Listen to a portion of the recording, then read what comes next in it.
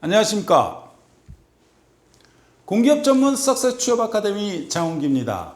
오늘은 한국주택금융공사 직무적성 기술서, 즉 자소서 첨삭을 진행하려고 합니다. 좀 전에는 직무능력 기술서도 제가 강의를 했습니다. 사실 거기에 있었던 내용들이 여러분 이 자소서 첨삭에도 그냥 적용될 수 있는 부분들입니다. 그렇기 때문에 두 가지를 다 달리해야 된다, 이러한 엉뚱한 생각은 하지 마십시오. 여러분들은 뭐 많은 경험을 갖고 있다라면 달리해도 상관없죠. 달리해도 됩니다. 하지만 직무능력 기술서에 기재했던 내용, 여러분들이 내적으로 상당히 중요하게 생각하는 것 아닌가요? 맞잖아요. 그렇다면 자소서 또한 상당히 중요한 그러한 경험들, 경력들, 그 다음에 자격증들, 또한 교육사항들, 이런 것들을 적는 것 아닐까요? 자, 첫 번째, 총 5가지의 질문이었습니다. 첫 번째, 공공기관 또는 금융기관 중 특히 우리 공사에 지원한 동기를 기술하고 지원자의 직장 선택 기준이 우리 공사에 어느 정도 부합하는지. 그러면 여기서 지원 동기를 먼저 쓰기 이전에 첫째, 직장 선택을 하는 기준, 선택 기준. 기준이 뭡니까? 네, 금융권이어야 합니다. 이렇게 얘기해서는 안 되겠죠. 그럼 이렇게는 되겠죠. 저의 선택 기준은 금융인으로서 전문인이 되는 것이 저의 직장 선택의 가장 큰 결정사항입니다. 한국주택금융공사에 입사를 하게 된다면 저는 주택과 관련된 정책 모기지, 주택금융신용보증, 주택연금보증, 주택과 관련된 전반적인 전문가로서 나는 거듭날 수 있다고 생각했습니다. 이러한 부분에 한국주택금융공사가 우리 5,100만 명의 그 주택을 공급하며 공적인 일을 하는 데 있어서 저 또한 함께하여 뭐뭐하는 삶을 살겠다고 생각하여 한국주택금융공사에 지원하게 되었습니다. 자, 거의 다 나왔죠. 그러니까 선택 기준을 먼저 찾아놓고서 쓰지 않으면요, 이반됩니다. 글이. 두 번째입니다. 공사 사업, 정책 모기지, 유동화 증권 발행, 주택금융 신용보증, 주택연금보증 중 지원자가 전문가로 성장하고 싶은 사업 분야 1가지를 선정하고 선정 이유와 성장 계획을 지원자가 본인의 발전시켰던 과거 경험 등에 기반해 작성해 주십시오. 네, 제가 과거에 은행권, 금융권에서 인턴 과정을 할 때 이러한 업무를 할 수 있었습니다. 따라서 저는 정책 모기지와 그리고 주택연금 보증이라는 부분에 무엇보다도 관심을 가지고 있습니다. 뭐 이 두 가지 얘기해도 된다는 얘기예요. 꼭 한 가지만 선정할 필요는 없다는 얘기예요. 아니면 나는 이렇게도 쓸 겁니다. 뭐 일부의 사람들은 주택과 관련된 전문을 써 거듭나는 것이 내 인생의 목표입니다. 삶의 목표입니다. 입사 후의 목표입니다. 이렇게 될 수도 있는 것 아닐까요? 따라서 그 과정 중에 경험을 하나 곁들여가지고 얘기를 하셔야 됩니다. 여러분들이 금융권까지 노리셨다라면은 최소 3학년 아니면 빠르면 2학년 때서부터 나는 금융권을 갈 거야. 나는 첫째 CPA를 준비하다가 CPA를 만약에 달성하지 못한다면 금융권으로 나의 사회 진출을 변화시킬 거야. 뭐 이렇게 생각하시는 분들도 있지 않았을까요? 그렇다면 그와 관련된 일을 하셨을 거예요. 그 경험을 같이 곁들여가지고 얘기를 하시면 되겠죠. 사실 이 부분은 나는 주택과 관련된 전문가로서 거듭나는 것이 저의 삶의 목표입니다. 입사 후 목표입니다. 뭐 이렇게 전개돼도 된다는 얘기예요. 그런데 그것이 좋다라고 나의 강의를 듣고 좋다라고 무턱대고 쫓아하시면 안 됩니다. 아니면은 한 가지를 선정해서 왜 그 이유를 선정했는지, 또한 과거에 어떤 경험들이 있었는지 연관성을 지어서 서술하셔야 될 것입니다. 자, 세 번째입니다. 공사는 협력, 포용의 조직 문화를 지향하고 있습니다. 협력 또는 포용에 있어서 지원자가 달성에 실패한 경험이 있는 가치를 자유롭게 선정하고 그러한 경험을 입사 어떻게 활용할 것인지 기술해 주십시오. 요거 좀 이해하기 힘드셨을 겁니다. 이 얘기는 뭐다? 협력과 포용의 입장, 조직 문화 속에서 실패한 경험이 뭐니? 그 실패를 통해서 어떤 가치를 얻을 수 있었니? 이 얘기예요. 재해석하셔야 됩니다. 뭐 이렇게 힘들게 질문을 했는지 모르겠습니다. 이해되셨어요? 달성에 실패한 경험이 있는 가치를 자유롭게 선정하라. 그러니까 실패한 경험이 뭐야? 그 실패를 통해 우리는 항상 얘기하잖아요. 실패는 성공의 어머니라고요. 얘기 들어보셨죠? 우리 인간이요 실패를 통해서 아주 많은 깨달음을 얻게 됩니다. 다시는 그러한 시행착오를 하지 말아야지. 이러한 각오가 항상 내리에 박혀 있어서 다음에 어떤 일을 할 때 그 일이 자연스럽게 연상되거든요. 따라서 그 연상됨으로써 그러한 과보나 그러한 가오나 그러한 착각이나 그런 것을 안 하게 되는 거거든요. 이해되셨죠? 그래서 실패한 경험을 통해서 어떤 가치로 이어질 수 있었는지 2학년 때 이것을 하는 과정 중에 근데 절대로 실패를 하는 데 있어서 남 탓하지 마십시오. 절대로요. 그거는 핑계대는 사람입니다.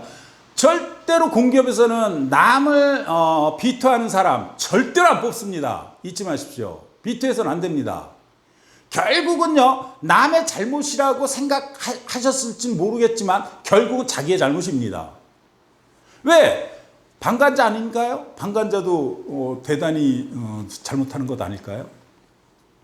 절대로요 남을 비토해서는 안 됩니다. 자, 이해되셨죠? 자, 네 번째로 넘어가겠습니다.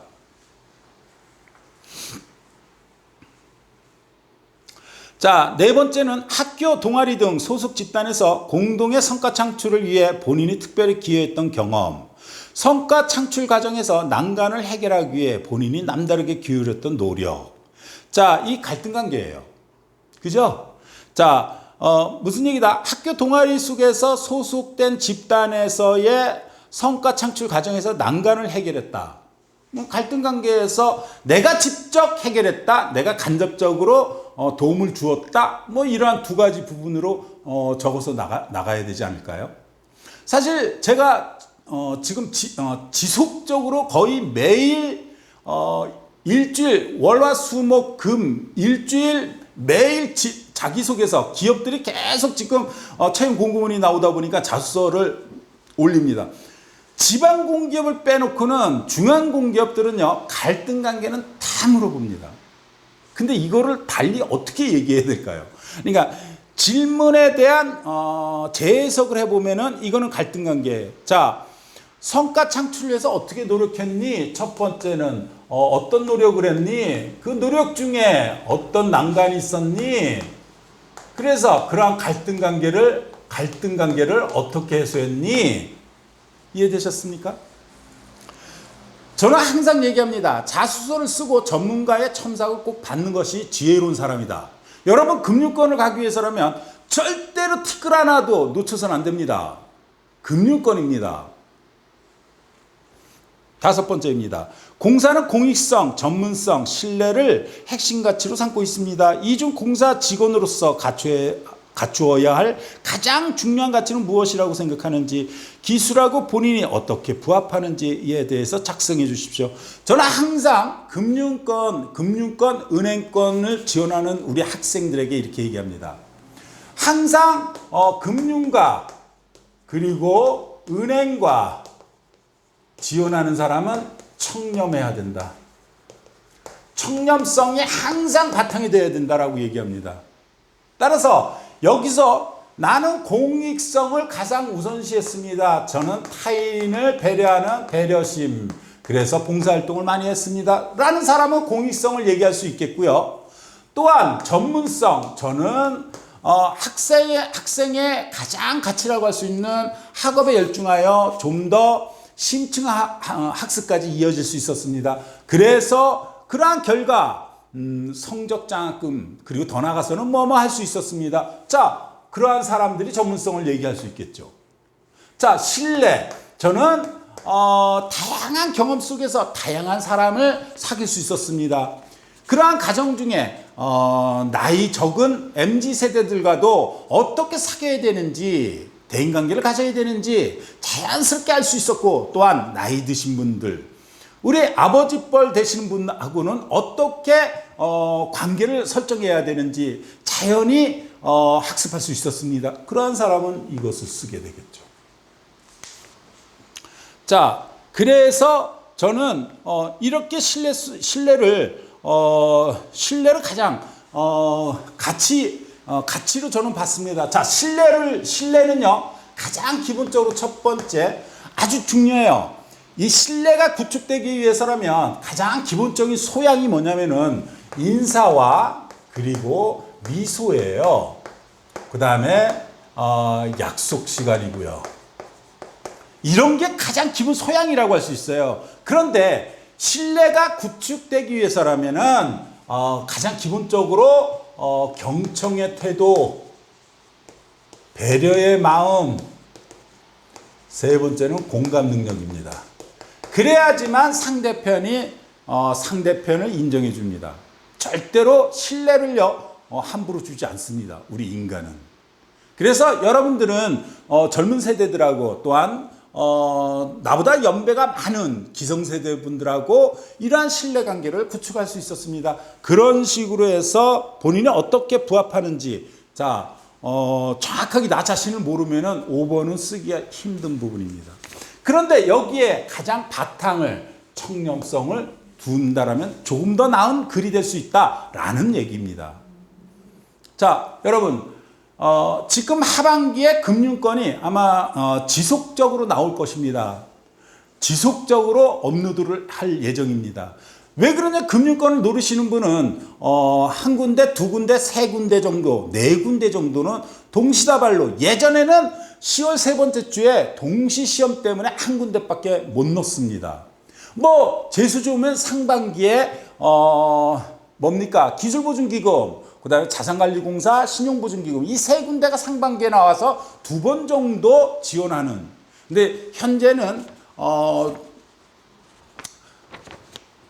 10월 세 번째 주가 많이 깨졌습니다. 따라서 세 군데, 네 군데, 다섯 군데 이 정도 지원할 수 있는 입장이다. 그러면은 합격될 가능성도 높아지는 것 아닐까요? 따라서 이것저것 요거 다 자소서를 수강해 보시면 아마 글을 쓰는데 상당히 도움이 되실 겁니다. 자, 무엇보다도 금융권입니다.